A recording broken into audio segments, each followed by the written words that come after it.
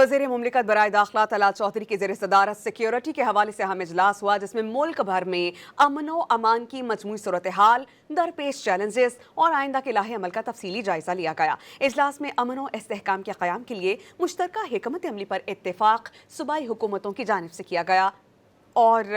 जो मौजूदा दरकार वसाइल हैं और तकनीकी मुआवनत की फराहमी है, उसके लिए वफाकी सतह पर खुसूसी इक़दाम की यकीन दहानी कराई गई। तलाल चौधरी अवाम के जानो माल के हवाले से ये कह चुके हैं कि अवाम का जानो माल का तहफ़्फ़ुज़ रियासत की अव्वलीन तरजीह है।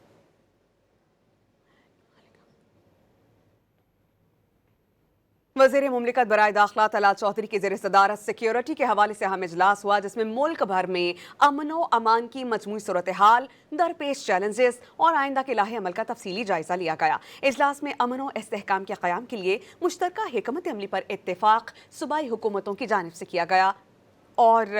जो मौजूदा दरकार वसाइल हैं और तकनीकी मुआवनत की फराहमी है, उसके लिए वफाकी सतह पर खुसूसी इक़दाम की यकीन दहानी कराई गई। तलाल चौधरी अवाम के जानो माल के हवाले से ये कह चुके हैं कि अवाम का जानो माल का तहफ़्फ़ुज़ रियासत की अव्वलीन तरजीह है।